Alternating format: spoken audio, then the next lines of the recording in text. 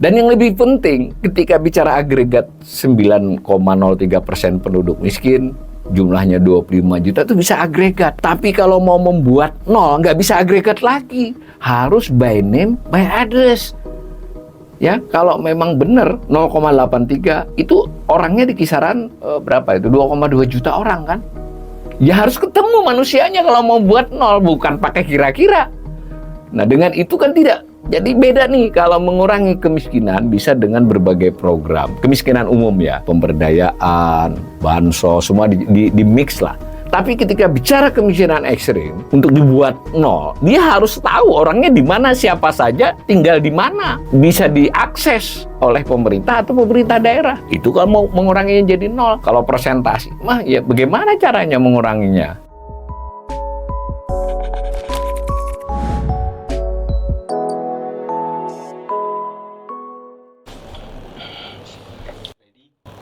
Beberapa waktu belakangan ini kita banyak mendengar pidato pejabat, kemudian juga wacana media terkait dengan apa yang disebut kemiskinan ekstrim. Bahkan pada saat Presiden Jokowi memberi pengantar RAPBN, Rancangan Anggaran Pendapatan Belanja Negara 2025, dan nota keuangannya pada tanggal 16 Agustus lalu, hal tersebut juga dikutip oleh Presiden Jokowi dengan nada bahwa angka kemiskinan ekstrim turun signifikan menjadi hanya 0,83% di tahun 2024 ini. Di dalam nota keuangan sendiri, biasanya kemiskinan ekstrim di tahun-tahun yang lampau jarang disebut ya. Walaupun disebut hanya dalam bentuk narasi. Nah, untuk nota keuangan dan APBN 2025 ini dicantumkan ya, biasanya sasaran dan indikator pembangunan itu adalah tingkat kemiskinan saja, nggak ada kata-kata ekstrimnya, hanya tingkat kemiskinan, ada rasio Gini, ada tingkat pengangguran, ada nilai tukar petani, ada nilai tukar nelayan. Sekarang bertambah dengan apa yang disebut dengan tingkat kemiskinan ekstrim. Jadi kalau dilihat di ini, saya ambilkan dari salah satu gambar di dalam buku nota keuangan. Jadi tingkat kemiskinan ekstrim yang tadi dipidatokan, itu di tahun 2023 1,12, tadi dalam pidato sudah disebut angka 2024 0,83%. Nah, bandingkan yang disebut dengan tingkat kemiskinan 9,36% pada tahun 2023 dan 2024 yang lalu dianggap turun menjadi hanya di kisaran 9,04%. Persentasi ya.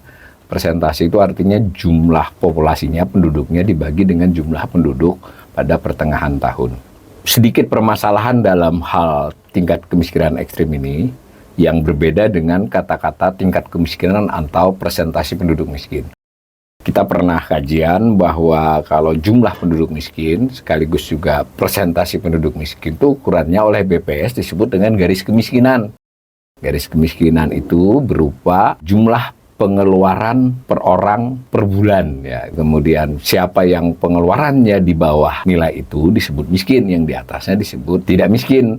Nah, kemiskinan ekstrim ini tentu masuk dalam tingkat kemiskinan, tapi yang paling bawah. Ya, kira-kira begitu maksudnya. Cuma beda ukuran, ini masalahnya. Jadi kalau misalnya ukurannya itu tingkat kemiskinan itu adalah garis kemiskinan nasional yang berbeda ya, perkotaan dengan perdesaan, lalu antar provinsi juga berbeda. Kita ambil yang nasional, itu kurang lebih Rp588.000 per kapita per bulan.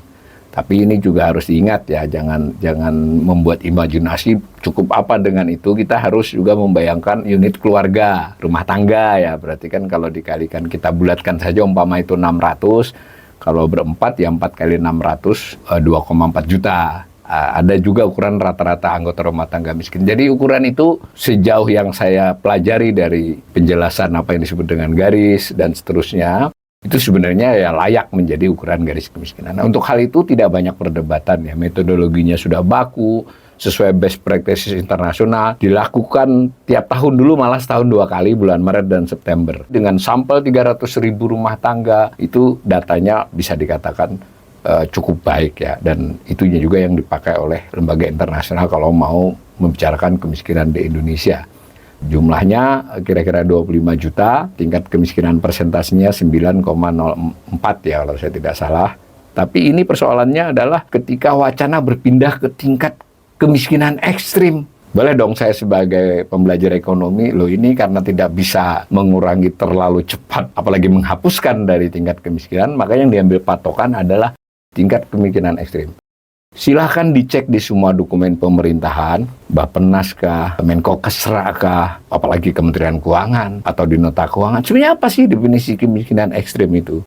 Saya ingin pastikan ya, tidak terlampau jelas. Ada sedikit perbedaan sana-sini. Belakangan ini BPS angkat bicara, dan itu kemudian saya telusuri, ternyata TNP 2K lebih dulu. TNP 2K itu sebuah badan di pemerintahan di bawah Wapres, Tim Nasional Percepatan Pengurangan Kemiskinan TNP 2K ya. Itu dia sudah buat memberikan dokumen yang mengatakan bahwa ukurannya sebaiknya adalah $1,9 per hari per orang. Nah, itu yang dipakai. Tetapi dari beberapa publikasi jumlahnya beda-beda. Presentasi dan jumlahnya otomatis jumlahnya juga beda nih. Yang nota keuangan. Dalam proses pidato pengantar, kemudian pidato Menteri Keuangan dan pembahasan di DPR, ada pembahasan di beberapa komisi. Nah, ini salah satu yang ditampilkan di slide di sana. Nah, benar 0,83 yang diikuti Presiden tadi, sebelumnya 1,12, sebelumnya 2, dan seterusnya. Sementara ini angka kemiskinan, oh ya tadi bukan 9,04, yang dipakai 9,03. Nah, yang ini tidak terlalu banyak perdebatan. Tapi yang angka ini, ya benar nggak ini ukuran ini dipakainya bagaimana? Sebelum sampai ke sana, saya ingin meng-highlight lagi. Klaim bahwa pemerintahan Jokowi berhasil menurunkan tingkat kemiskinan itu benar berdasarkan angka presentasi penduduk miskin. Penurunannya dari 11,25 menjadi 9,03 itu berarti turun 2,22 persen poin ya. Sebenarnya itu lebih rendah daripada capaian selama era pemerintahan SBY. Kemudian kalau memakai kemiskinan ekstrim yang mengikuti ukuran yang dipaparkan di sini, nanti ukurannya beda-beda ini ya. Itu berarti mengalami penurunan 5,5 ya, 5,5 persen poin. Jadi kemiskinan ekstrim turun lebih cepat dibandingkan kemiskinan. Kemiskinan ekstrim itu pasti bagian dari kemiskinan ya, karena makanya disebut kemiskinan ekstrim. Nah, menariknya tingkat kemiskinan ketika pandemi itu naik dari 9,78 menjadi 10,14. Penduduk miskinnya juga bertambah hampir 2,8 juta waktu itu. Tetapi kemiskinan ekstrim justru turun. Ini juga validitas data kan harus kita uji nih. Nah, pada saat pandemi justru mereka turun presentasinya. Sebelum ini sebetulnya kemiskinan ekstrim itu tidak banyak dibicarakan di dalam wacana pemerintahan, apalagi wacana publik ya. Sebetulnya ada dokumen yang terus-menerus bicara kemiskinan ekstrim ini, yaitu dokumen tentang tujuan pembangunan berkelanjutan, diterbitkan oleh BPS. Nah, itu mengikuti, mengakomodasi yang disebut SDGs, Sustainable Development Goal, SDGs ya. Itu ada 17 tujuan menurut SDGs. Jadi Indonesia itu meratifikasi, ikut menandatangani SDGs, artinya komit untuk melaksanakan apa-apa yang direkomendasikan di best practices SDGs itu. Tujuan pertamanya itu adalah mengakhiri kemiskinan dalam segala bentuk dimanapun. Nah, ini ngeri ya. Jadi sebetulnya lalu kita pakai kemiskinan ekstrim atau tidak, itu kan soal tafsiran jadinya. Karena sebetulnya SDGs-nya sendiri mengatakan mengakhiri kemiskinan dalam segala bentuk dimanapun. Kalau kita pakai data BPS, 9,03 itu 25 juta orang ya. Artinya masih sangat banyak. 25 juta orang itu mungkin setara dengan penduduk Selandia Baru ya. Kurang lebih begitu. Atau kalau dia baris berbaris dari ujung Jawa Barat, Pulau Jawa, sampai ke timur, mungkin 10 orang itu bersap itu, jarak setengah meter. Kita silakan hitung ya. Artinya ini manusia sangat banyak sekali. Makanya saya ini termasuk pembelajar ekonomi yang kadang kurang suka bicara tentang presentasi kemiskinan. Saya lebih suka bicara tentang jumlahnya. Sebagaimana yang terjadi di periode kedua pemerintahan Jokowi, meskipun itu antara lain karena pandemi. Tapi saya tak tanggapi ini karena pidato presiden kah, pidato pejabat mengesankan seolah-olah setelah pandemi ini kembali bisa menangani kemiskinan. Yang terjadi adalah presentasinya turun dari 2019 ke 2024.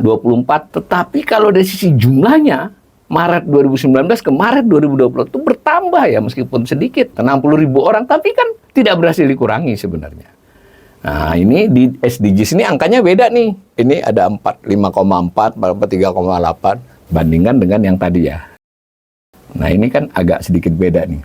Beda presentasi berarti bedanya ratusan ribu manusia itu ya. Ini saya tidak mengatakan mana yang benar, mana yang salah, tapi saya ingin pastikan saja dokumen resmi pemerintah saja Itu presentasi penduduk miskin ekstrim itu berbeda-beda. Kebetulan tadi pagi saya secara tidak sengaja melihat tayangan di TV CNBC, salah satu deputy ketua Bappenas. Kemudian juga saya sempat melihat sepintas di highlight media. Itu yang terutama yang tadi yang saya dengarkan, itu karena ada kritikan. Kenapa ukurannya masih 1,9 dolar per hari? Padahal menurut kritikan itu, sekarang Bank Dunia pakainya 2,15.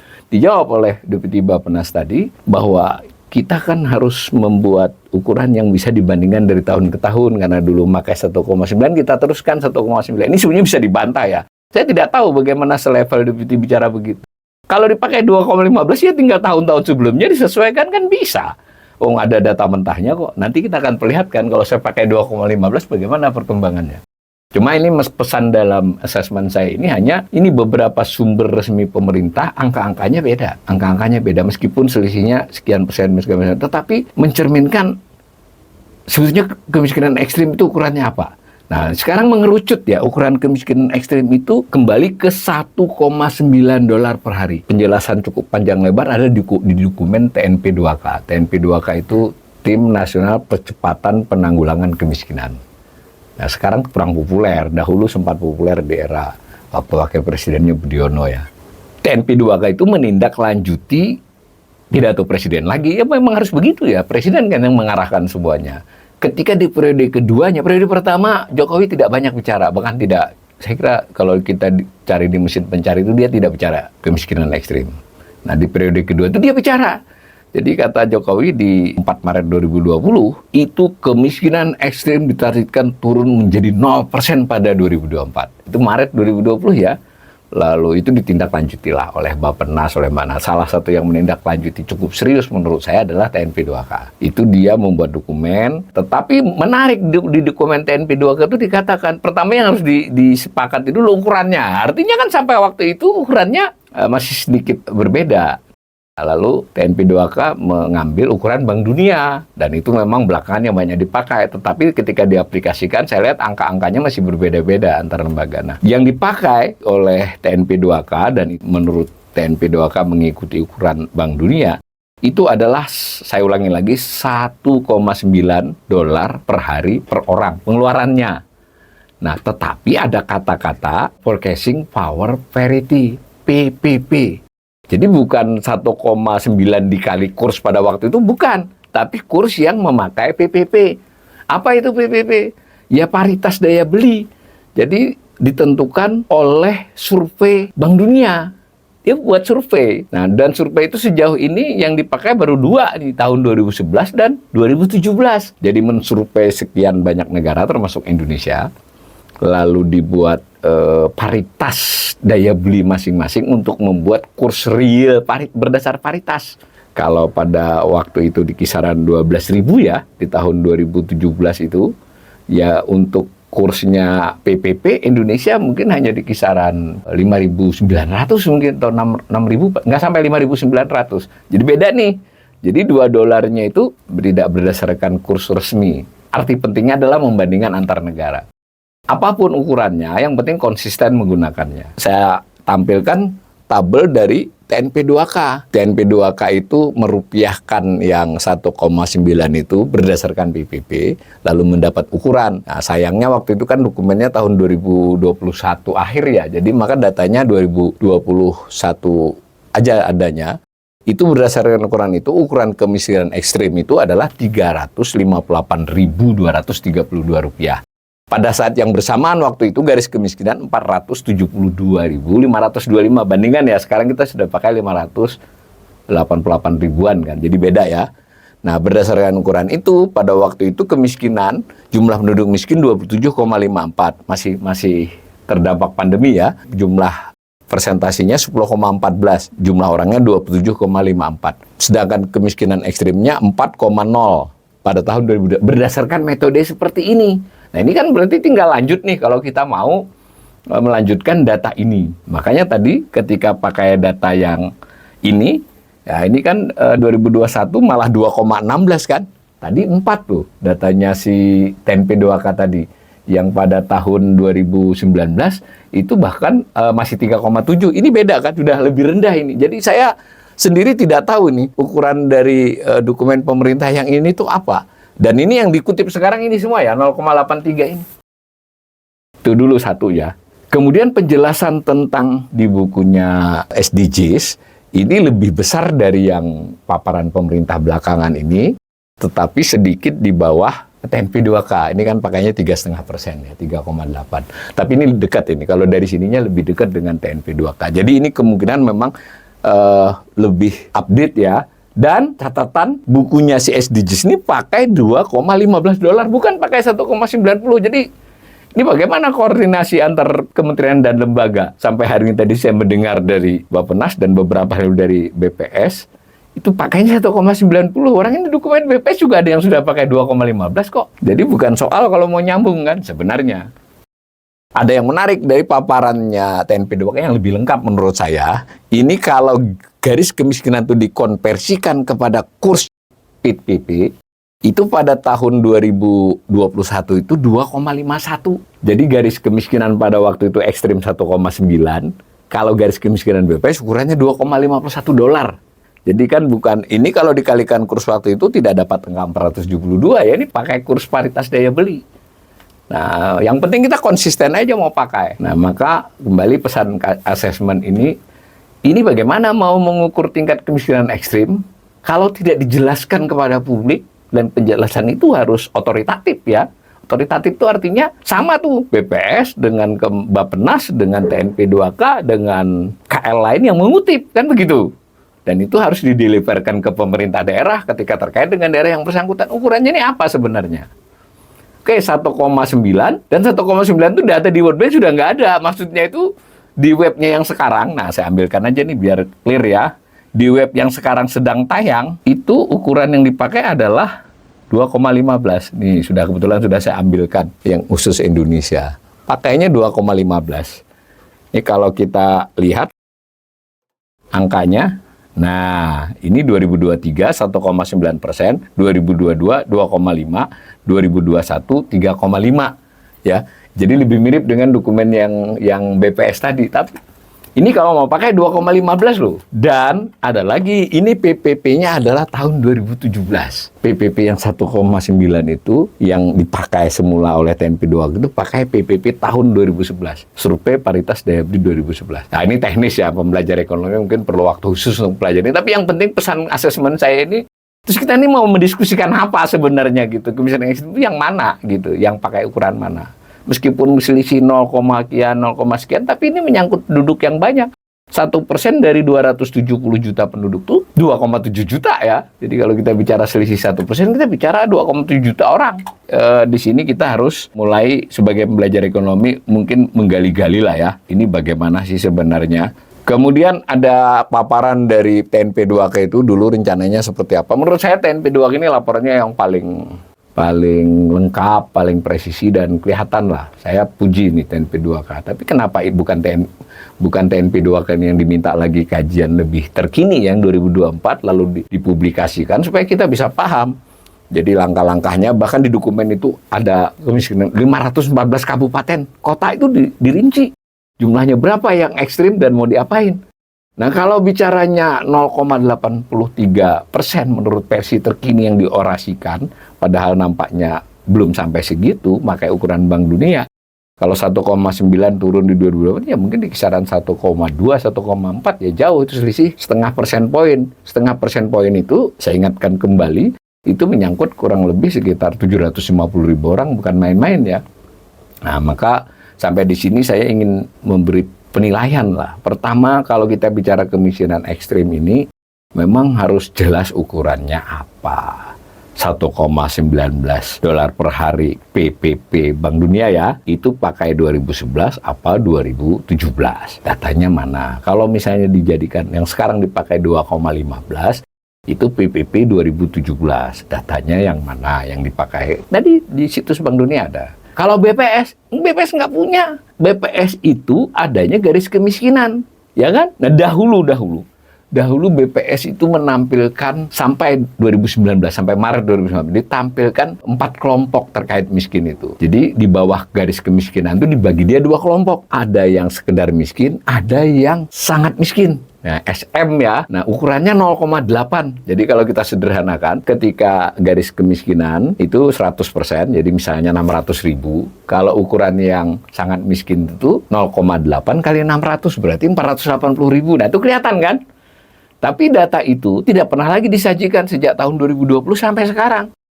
Apa itu yang mau dipakai sebagai kemiskinan ekstrim? Tidak juga, karena tadi kalau melihat TNP2K di bawah itu lagi, di bawah 0,8. Ya, gitu loh. Nah, yang kedua, BPS itu punya data yang namanya kedalaman dan keparahan kemiskinan. Kedalaman itu rata, misalnya tadi 600.000, sebenarnya nggak persis 600 ya. Tapi kan penduduk yang 200.000 ada, 350 ada, 590 berapa ada, itu dibuat rata-ratanya. Itulah yang menunjukkan tingkat kedalaman kemiskinan. Kalau secara rata-rata sebenarnya sekitar 450.000. Lalu ada yang disebut dengan indeks keparahan kemiskinan. Keparahan itu kayak Gini rasio. Tapi Gini rasio itu untuk seluruh pengeluaran, miskin maupun tidak miskin, yang keparahan kemiskinan itu hanya ketidakmerataan atau kemerataan, ketimpangan antara yang miskin. Nah, di situ ketahuan kan bahwa berarti ada yang miskin banget gitu. Nah, secara sederhana ini berarti kerak kemiskinan kalau pakai bahasa populernya. Tadi kemiskinan ekstrim bahasa teknokratisnya, tapi tanpa definisi yang terlalu kuat ya. Beda-beda ini masih. Maksudnya tidak kuat itu, ini bagaimana antar dokumen resmi tidak sama ukurannya. Nah, BPS juga tidak punya ukuran untuk itu. Dia mengikuti ukuran Bank Dunia lalu dikonversikan. Bagaimana mereka mengetahui sebaran wilayahnya? Nah, BPS itu punya 300.000 sampel ketika Susenas. 300.000 itu nggak semuanya miskin ya. Ada yang di atas miskin sedikit dan sebagainya. Maka kita berdasarkan data itu, BPS memang punya data-data mentah untuk kabupaten kota ya. Itu yang diolah oleh TNP2K. Kita belum menguji nih, tapi sekurang-kurangnya saya melihat TNP2K yang mengolah, tapi sampai data tahun 2021. Mestinya kalau mau itu kan diolah tuh, jadi biar ketahuan gitu. Dan yang lebih penting, ketika bicara agregat 9,03% penduduk miskin, jumlahnya 25 juta itu bisa agregat. Tapi kalau mau membuat nol, nggak bisa agregat lagi. Harus by name, by address. Ya, kalau memang benar 0,83 itu orangnya di kisaran berapa itu? 2,2 juta orang kan? Ya harus ketemu manusianya kalau mau buat nol, bukan pakai kira-kira. Nah, dengan itu kan tidak. Jadi beda nih, kalau mengurangi kemiskinan bisa dengan berbagai program. Kemiskinan umum ya, pemberdayaan, bansos, semua di mix lah. Tapi ketika bicara kemiskinan ekstrim, untuk dibuat nol, dia harus tahu orangnya di mana, siapa saja, tinggal di mana. Bisa diakses oleh pemerintah atau pemerintah daerah. Itu kalau mau menguranginya jadi nol. Kalau persentase, ya bagaimana caranya menguranginya? Ya, itu ya. Dan mari kita masuk ke dalam hal yang lebih faktual. Sekalipun tidak diutarakan, kalau penduduk yang berpengeluaran sangat rendah itu kemungkinan besar satu, lansia yang tidak produktif ya. Dan bisa ditambahkan lansia yang mungkin keluarga-keluarganya juga relatif miskin sehingga tidak banyak bisa membantu dia. Terutama di perdesaan. Kalau di perkotaan juga bisa. Kemudian juga kemungkinan yang difabel, tidak semua orang difabel tidak produktif, ini difabel yang kebetulan sulit untuk berproduksi secara ekonomi. Kan gitu. Nah, maka orang-orang ini itu tidak mungkin dengan program pemberdayaan kan. Ini satu-satunya program yang memang harus diberi bantuan langsung bentuknya apapun. Dan sebenarnya TNP2K menurut saya cukup ini, kelihatan dia. Tetapi mengapa tidak ini yang jadi guidance pemberantasan kemiskinan ekstrim? Maka saya termasuk orang yang sangat skeptis ini. Ini pembicaraan kemiskinan ekstrim ini kok menjadi kayak komoditas ya. Wah, bener nggak kita? Bahkan menurut saya harusnya kita tidak bicara kemiskinan ekstrim saja. Seluruh kemiskinan. Di SDGs itu maksudnya mengurangi kemiskinan, tidak hanya kemiskinan ekstrim. Dan tingkat kemiskinan yang ekstrim 0,83% yang saya masih meragukan persentasinya itu, padahal itu berarti ya, sebut saja 0,83 kali 2,7 berapa itu ya, kira-kira 1,5 juta orang. Di mana orang itu? Siapa? Tinggal di mana? Pekerjaannya apa? Umurnya rata-rata berapa? Nah, satu lagi, bahwa sebenarnya selalu penanganan kemiskinan itu tidak bisa berorientasi kepada per orang, tapi rumah tangga miskin. Ya, rumah tangga ya unitnya. Nah, tidak ada informasi tentang rumah tangga miskin ekstrim. Kalau rumah tangga miskin ada informasinya. Ini menarik ini. Kan programnya harus ke rumah tangga kan, bukan kepada personal. Mungkin ada yang sendirian ya tadi, janda-janda tadi. Dengan demikian menurut saya sebaiknya diakhiri saja deh wacana kemiskinan ekstrim yang tidak berdasar pada kajian, tidak berdasarkan hitung-hitungan yang jelas. Kalau memang mau membuat dia menjadi nol, pastikan, terutama TNP2K bekerja sama BPS, pastikan Jumlah 2 juta orang itu by name, by address. Nama, alamatnya, kondisinya, dan bantuan apa yang bisa diberikan kepada mereka. Dan jangan lupa, jika mau pamer soal prestasi pemerintahan Jokowi tentang kemiskinan ekstrim pun, menurut saya keliru. Kita pakai ukuran Bank Dunia nih, yang 2,15. Ini tahun 2004 itu 27%, ukuran 2,15 itu. Ini kembali membantah ada ya pejabat yang mengatakan ini kenapa masih pakai ukuran lama bukan 2,15, karena biar datanya bisa dibandingkan tahun lalu. Bisa kok, Bank Dunia juga bisa buat perbandingan, itu adalah teknik statistik, bisa. Tapi saya ingin ingatkan juga, belum tentu juga ukuran 2,15 itu lebih tinggi loh dari 1,9, karena ukuran PPP itu beda.